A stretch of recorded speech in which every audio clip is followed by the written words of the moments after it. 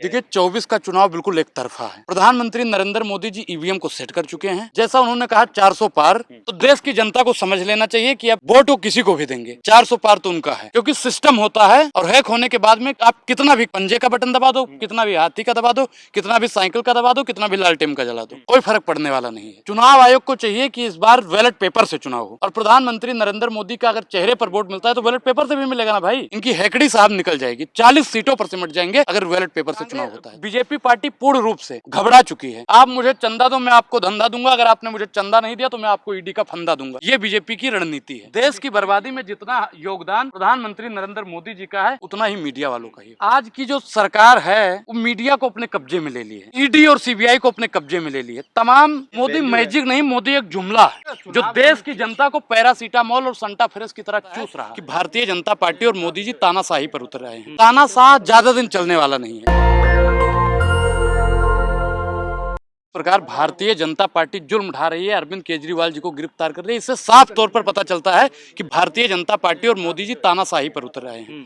तानाशाह ज्यादा दिन चलने वाला नहीं है। यही तानाशाही आपको पता होगा जर्मनी में भी होती थी हिटलर के समय पर। बाद में क्या हुआ, हिटलर की जर्मनी भी बर्बाद हो गई, हिटलर भी बर्बाद हो गया।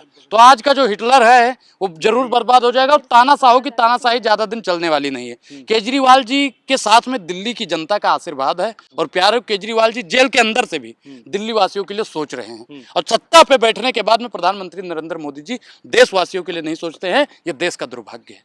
कह रहे इस्तीफा देना चाहिए केजरीवाल जी को। इस्तीफा तो प्रधानमंत्री नरेंद्र मोदी जी को भी देना चाहिए। आप जानते होंगे कि जो इनका सरकारी गवाह बना है रेड्डी, वो मोदी जी को 60 करोड़ रुपए का चंदा दिया है। अब बताइए, जिसने चंदा दिया है, धंधा लिया है, अगर उसका पोल पट्टी खुलता है तो यहाँ का एलजी जेल में जाएगा कि नहीं जाएगा? एलजी के जेल जाते ही जयशाह का पापा जेल में जाएगा कि नहीं जाएगा? जयशाह के पापा को जेल जाते ही मोदी जी जेल में जाएंगे कि नहीं जाएंगे? अगर सही से जांच पड़ताल होती है तो पूरी भारतीय जनता को एक दिन जेल में जाना पड़ेगा। भारतीय जनता पार्टी को बिल्कुल। क्या लग रहा है 24 में चुनाव में कैसे देख रहे हैं? देखिए 24 का चुनाव बिल्कुल एक तरफा है।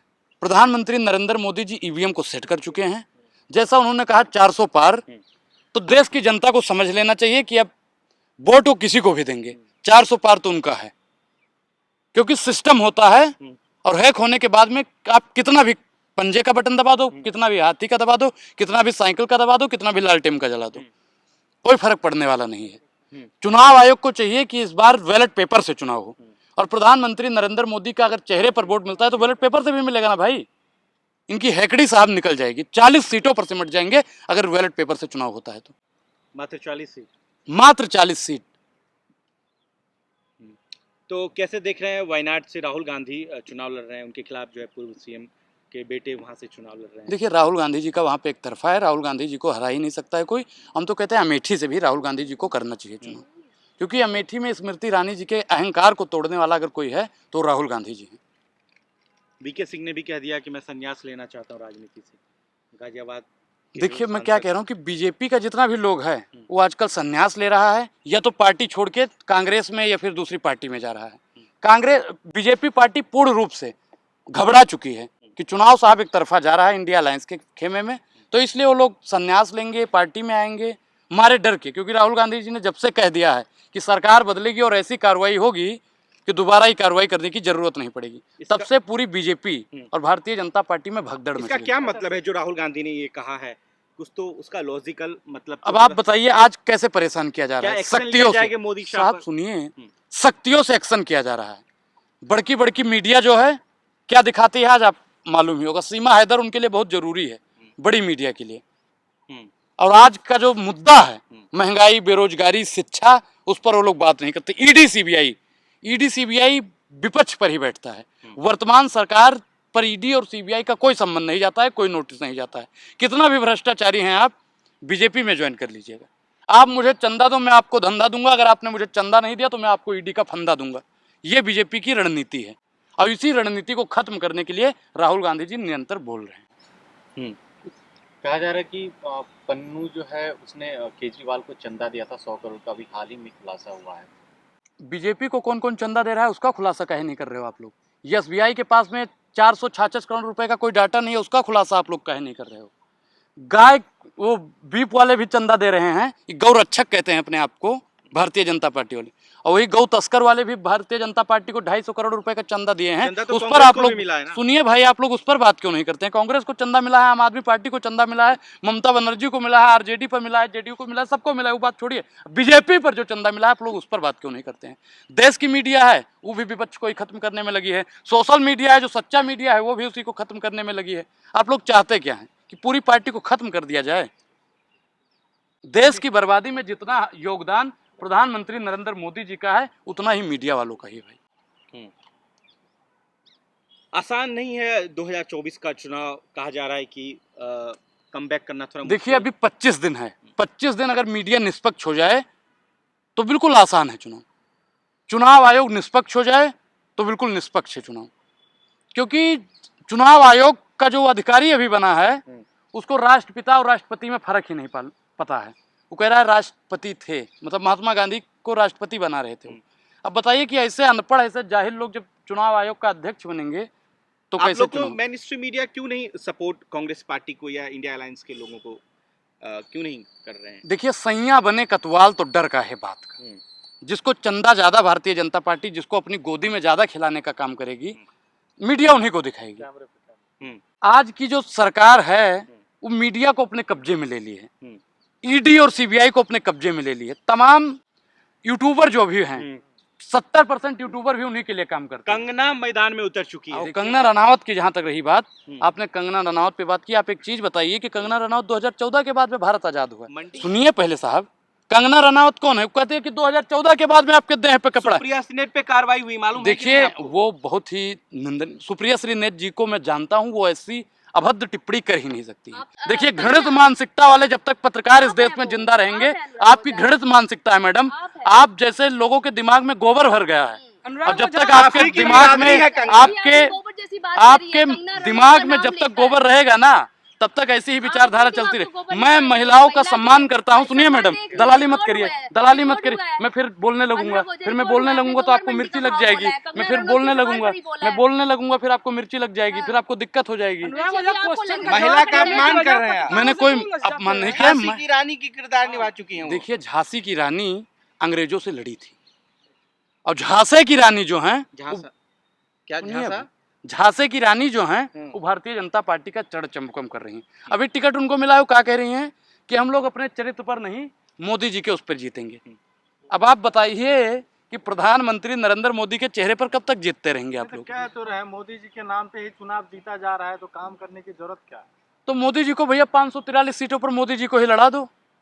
अरे मंडी से चुनाव खड़ा करने का, मेरठ से चुनाव में है, बताइए आप प्रवक्ता है, कॉन्स्टिट्यूशन में है ये? नहीं, कॉन्स्टिट्यूशन में तो नहीं है, संविधान में नहीं है। हाँ। लेकिन आप बताइए कि लोग कैसे करके मोदी जी पे ही, हमारे चरित्र पे कुछ नहीं है। मोदी मैजिक है, फेस है। मोदी मैजिक नहीं, मोदी एक जुमला है जो देश की जनता को पैरासीटामोल और संटा फेरस की तरह चूस रहा है। कांग्रेस विपक्ष को इकट्ठा क्यों नहीं कर पा रही है? क्योंकि विपक्ष इकट्ठा है, विपक्ष देखिए बंगाल में भाई, ममता अलग हो विपक्ष गई। इकट्ठा तो आप जाएंगे कि नहीं? लोग तोड़ फोड़ करें। आप मंडी जाएंगे कि नहीं उसके खिलाफ चुनाव प्रचार के लिए, कंगना के खिलाफ? मैं मंडी तो मैं पिछले साल गया था, जब से मेरे ऊपर FIR हुआ उसके बाद में मैं कभी मंडी गया ही नहीं सब्जी खरीदने। लेकिन मैं मंडी जाऊंगा तो वीडियो जरूर बना के लाऊंगा और आप लोगों को दिखाऊंगा जरूर। मैं हिमाचल की मंडी की बात कर रहा हूँ, संसदीय क्षेत्र की बात कर रहा हूँ जहाँ से कंगना चुनाव लड़ रही है। देखिए मंडी हर जगह है। हम और आपने सुप्रिया श्रीनेत जी की बात में पहले पूरा कर दूं। सुप्रिया श्रीनेत जी के ट्विटर और इंस्टाग्राम से पोस्ट किया गया, उनके मतलब जांच पड़ताल होनी चाहिए कि किसने ऐसे अभद्र पोस्ट की। और वैसे भाई एक चीज बताओ कि फोटो खिंचवाने की ऐसी क्या जरूरत ही थी? जो फोटो वायरल हो रहा था, और आपने कल देखा होगा नेहा सिंह राठौर को, हाँ, एक पोर्न स्टार से उसकी तुलना की जा रही थी। अब आप बताइए कि वो महिला का अपमान नहीं है? प्रधानमंत्री नरेंद्र मोदी छाती पीट पीट के कहते हैं। अभी मैडम भी कह रही थी कि महिला का अपमान है। अब क्या वो नेहा सिंह राठौर का अपमान नहीं था? मैडम बताइए, खीस मत निकालिए, दांत मत दिखाइए हमको। तो आप जाएंगे हिमाचल? हिमाचल भी कंगना जाएंगे, के खिलाफ चुनाव प्रचार? मैं आजादपुर मंडी भी जाऊंगा। भी है वहाँ। मैं क्या कह रहा हूँ कि मैं आजादपुर मंडी भी जाऊंगा, और हमारे गोंडा में नवीन मंडी है वहां भी जाऊंगा। मैं सरकार है कांग्रेस की वहाँ हिमाचल में, कर्नाटक में भी सरकार है भाई, तो जाएंगे कि नहीं वहाँ? मैं कहीं भी जा सकता सुरक्षा भी हूँ। मिलेगी देखिए आपको, देश FIR नहीं होगा। देश आजाद है। हाँ। अनुराग ओझा किसी भी मंडी में जा सकता है। फिर क्यों FIR हो जाता है आपके ऊपर? देखिए FIR करने वाले लोग कौन है? सिस्टम में बैठे हुए लोग। देखिए हमको डराने की कोशिश की जाती है, आज जैसे विपक्ष को डराने की कोशिश की जाती है। नहीं, अनुराग ओझा अगर डर जाता तो मंडी पे चर्चा ना करता, महंगाई बेरोजगारी और सब्जी का रेट बढ़ रहा है उस पर चर्चा ना करता। अनुराग ओझा डरा नहीं है, अनुराग ओझा बोल रहा है। चलिए, कितना सीट लेके आ रहे हैं 24 में, कितना अनुमान है कि इंडिया अलायंस का 358 प्लस रहेगा साहब, आंकड़ा वही है। बीजेपी बोल रही है पहले वर्क फ्रॉम होम होता था, वर्क फ्रॉम जेल हो रहा है, इस पर क्या बोलेंगे? देखिए एक चीज हम आपको बता दें कि घर से काम, जब चंदा नहीं दोगे, आपका मीडिया आपका कितना पैसा देता है मोदी जी को?